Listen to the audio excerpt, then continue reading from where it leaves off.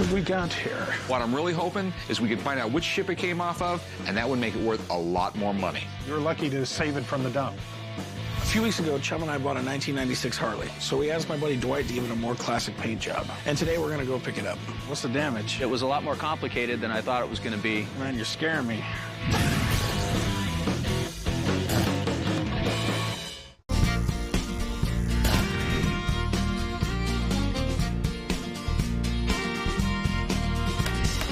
Now, what do we got here?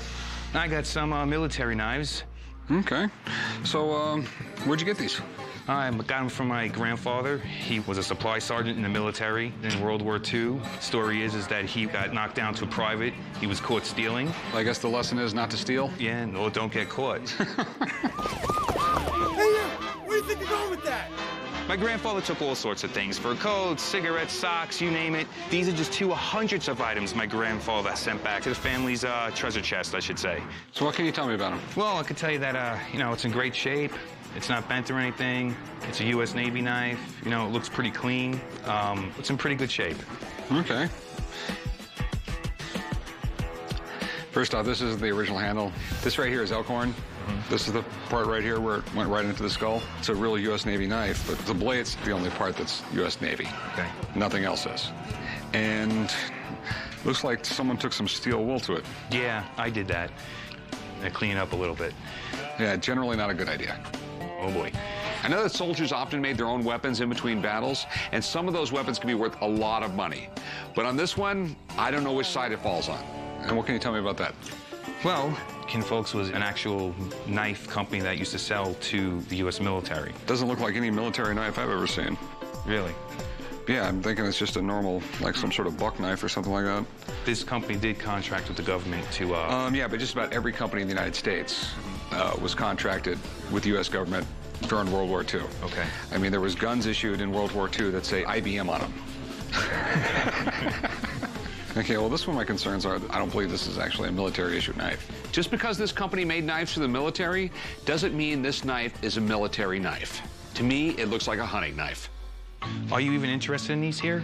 Yeah, I'm interested in them, but I got some concerns. So before I throw out an offer, I got a friend. He's an expert in military knives. Okay. Let me call him in and see what he thinks. Sounds good to me. Okay.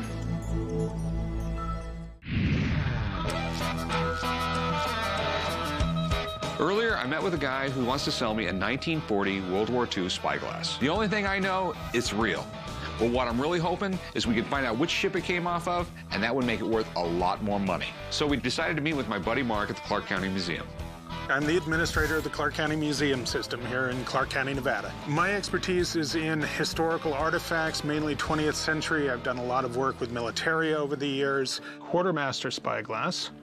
Spyglasses were used by two positions on a naval ship. There's the officer of the day spyglass, which is a 10-power spyglass, and the quartermaster one, which is a 16-power spyglass. When you're out on the sea, you've got vast open areas. You've got to be able to see for long distances. Spyglasses were used throughout the Navy in World War II, and these are very nice optics. They're very well made. Dated 1940, which is correct. The materials match correctly.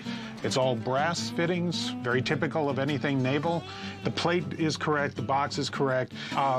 It's in relatively good shape. You've got some cracking on the leather. That's probably from age and probably from the fact that it's been, I take it it's been here in the Las Vegas area. Yes, sir. It's going to dry out here, and that's what you have going on here. The good news is it's all correct. Nobody's tried to refinish it, but the problem is you can't tell what ship it was used on.